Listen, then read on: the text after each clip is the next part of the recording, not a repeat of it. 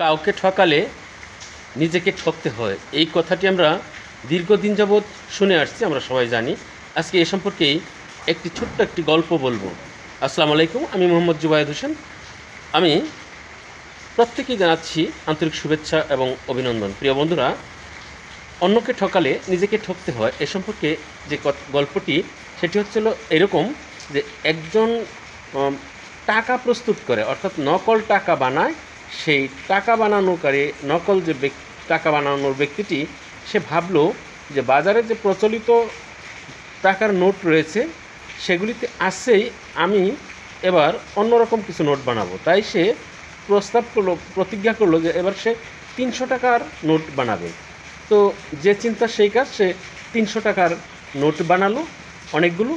এই টাকাগুলোকে সে বিভিন্ন সময়ে বিভিন্ন দোকানে নিয়ে ভাঙায়, তারপর সে এই টাকাগুলো চালায়। অর্থাৎ এমন বোকা দোকানদার দেখে, বোকা যাদেরকে মনে করে, সে সকল জায়গায় গিয়ে সে এই কাজগুলি করে। তো একদিন 300 টাকার একটি নোট নিয়ে একটি দোকানে গেল।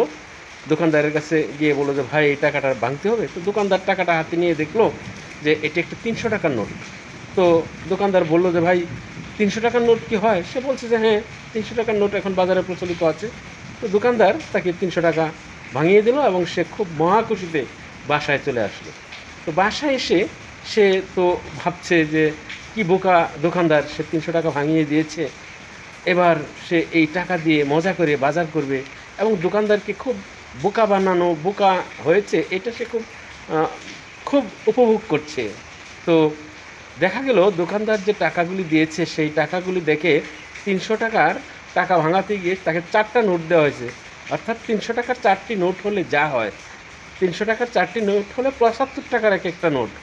তো তখন সে ভাবলো, হায় রে, আমি তো একাই শুধু চালাক নই, সেই দোকানদারও আমাকে ভাঙতে দিয়েছে, 75 টাকার নোট করে দিয়েছে আমাকে। তো এই নোটটিও তো বাজারে প্রচলিত নয়, অপ্রচলিত নোট। তো সেও ভাবলো যে আসলে মানুষকে ঠকিয়ে নিজে জেতা যায় না। হয়তো কিছু কিছু জায়গা যেতে পারলেও, কিছু কিছু জায়গায় নিজে অন্যকে বোকা বানাতে পারলেও অনেক জায়গায় ঠকতে হয়। দিন শেষে মানুষ ঠকানোর লোকগুলোই কিন্তু সে নিজে ঠকবেই এবং ঠকেই, যেভাবেই হোক, যে প্রসেসই হোক। এইভাবেই আমাদের এই প্রচলিত সমাজে আমরা অন্যকে ঠকিয়ে নিজেকে খুব লাভবান মনে করি। পক্ষান্তরে আমরা আসলে লাভবান হতে পারি না। লাভবান মহান আল্লাহ তাআলাই কখনোই সেই লাভটা দিবে না। কোনো না কোনো দিক দিয়ে হলেও আপনাকে ঠকতে হবেই, আপনাকে হারতে হবেই।